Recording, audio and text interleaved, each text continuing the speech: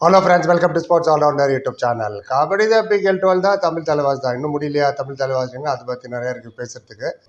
இன்றைக்கி வேறு பவன் ஷெராவத் ஆன்லைனில் வந்து ஏதோ பேச போகிறேன்னாரு. அது வரபடி வரட்டும், அதை மதியானம் பேசுகிறேன். ஏன்னா இப்போ ஆஃபீஸுக்கு அவசரமாக கிளம்பிட்டு இருக்கேன். அதனால இந்த வீடியோ அவசரமாக உங்களுக்கு போடுறேன். நிறைய பேர் கேட்டிங்க, மன்பிரீத் சிங் வந்து சஞ்சீவ் பலியான் பேசுகிறத பற்றி சொல்லியிருக்காரு சார், அதை டிரான்ஸ்லேட் பண்ணுங்கன்னு. டைமே கிடைக்கல, அதனால தான் அது டிலே ஆச்சு. இப்போ கடன்னு சொல்லிடுறேன் என்ன கேட்டாங்கன்னு. அவர் தெலுங்கு டைட்டன்ஸ்ட்டு விளையாடும் போது ப்ரெஸ் கான்ஃபரன்ஸ் தான் பேசுகிறாரு. இதுக்குன்னு தனி ப்ரெஸ் கான்ஃபரன்ஸ் இல்லை. அந்த மேட்சை பற்றி ஜெய்தீப் தையாவும் சிவம் பட்டாரே அவரையும் கூப்பிட்டு வந்தார். அவங்களாம் பேசுனாங்க. அண்ட் வினயை கூப்பிட்டு வந்தார்னு நினைக்கிறேன். எஸ், வினயும் மன்பிரீத்தில் கேள்வி கேட்டாங்க, ஜெய்தீப்பு கேட்டாங்க மேட்சை பற்றி. நடுவில் ஒருத்தர் மட்டும் இந்த கேள்வி கேட்டார். இப்போது சஞ்சீவ் பலியான் ஒரு இன்டர்வியூ கொடுத்தாரு அந்த ப்ரெஸ் கான்ஃபரன்ஸில், அதை பற்றி நீங்கள் என்ன நினைக்கிறீங்க அப்படின்னு கேட்டாங்க.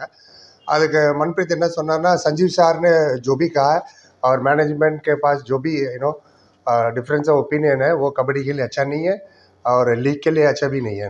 அதாவது சஞ்சீவ் பலியான் என்ன ஸ்டேட்மெண்ட் சொன்னாரோ, மேனேஜ்மெண்ட் என்ன நினைக்கிறாங்களோ, அது ரெண்டுமே வந்து கபடிக்கு நல்லதில்லை. லீகை இன்னும் முன்னாடி கொண்டு போகணுன்னா அதெல்லாம் டிஸ்டர்ப் ஆகும். சென்னை பாத் கர்னா செய்யத்தான்னாரு. बैठ के बात करके सॉल्व करना चाहिए. ரெண்டு பேரும் உட்காந்து பேசி முடிவு பண்ணியிருந்துருக்கணும்.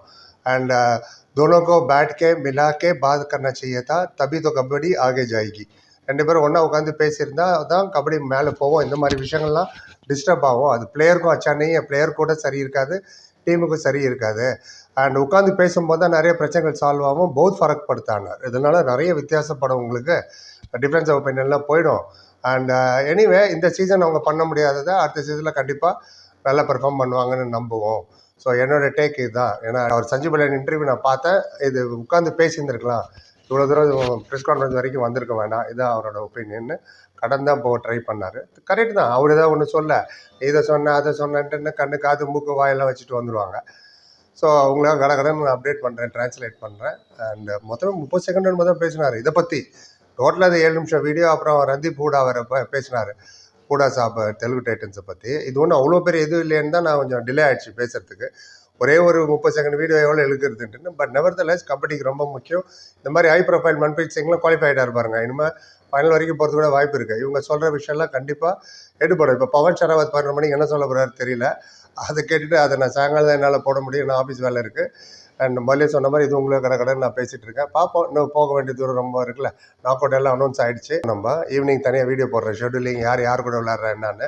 இந்த மன்பிரீத் சொன்னதை பற்றி என்னங்க, இது டிப்ளமேட்டிக் ஆன்சர் தான். இது நழுவுற மாதிரி பதில் தான். இது கபடிக்கு சரியில்லை, இன்னும் பிளேயருக்கு சரியில்லை, ஃப்யூச்சர் நல்லாயிருக்கும், இப்படி பேசக்கூடாது அப்படி பேசக்கூடாதுன்னு வேறு என்ன சொல்ல முடியும்? அவர் சொல்லுங்க பார்ப்போம். இப்போ பவன் ஷெராவத் என்ன சொல்கிறாரோ அதை வச்சு தான் உங்களுக்கு பெரிய வைரல் ஆக போகுது, பெரிய வித்தியாசங்கள் வரும். இப்படியா அப்படியா நீயா அப்படின்னு ஆள் கண்ணுமா காது மூக்கு வாயெல்லாம் வச்சு ஒரு பொம்மை ரெடி பண்ணி முன்னாடி வச்சுருவோம், இதான்ப்பா அப்படின்ட்டுன்னு. மேனேஜ்மெண்ட் சைட்லேருந்து தமிழ் தலைவருக்கு எந்த அப்டேட்டும் இது வரைக்கும் வரல. ஸோ இது வரைக்கும் ஒன் சைடு தான் நம்ம கேட்டோம், சஞ்சீவ் பலியான் அர்ஜுன் சொன்னதை. பட் அதில் வேல்யூ சேர்க்குற மாதிரி தான் இது வரைக்கும் நடந்தது. கடந்த 10 மேட்சா அது நம்ம கண்ணால் பார்த்தோம். ஏன் நரேந்தர் விளையாடல, ஏன் சாகர் விளையாடுறாரு இன்ஜூரி பிளேயர்லாம், அதுக்கான விட தான் தெரிஞ்சது. நம்மளை நாக் அவுட் பண்ணிட்டாங்க, வெளில போனி அப்படின்ட்டுன்னு. 8 டீம் இருக்கும்போதே நம்ம வெளில போயிட்டோம். அப்போ 12 டீம் குவாலிஃபை ஆனால் தான் நம்ம குவாலிஃபை ஆகும் போயிருக்கு. எனிவே லாஸ்ட் 3 சீசனாக குவாலிஃபை ஆகலையா? எனவே எதோ ரொம்ப அறுத்துட்டேன் நான். உங்கள் கருத்து எதுவாக இருந்தாலும் உங்கள் டேக் என்ன, அது மன்பிரீத் சொன்னதை பற்றி சொல்லுங்கள். நானும் தெரிஞ்சுக்கிட்டு தெரிஞ்சுக்கிட்டோம். பொறுப்பு பார்த்து நன்றி. Like, comment, share and subscribe. சந்திக்க தேங்க்யூ ஸோ மச்.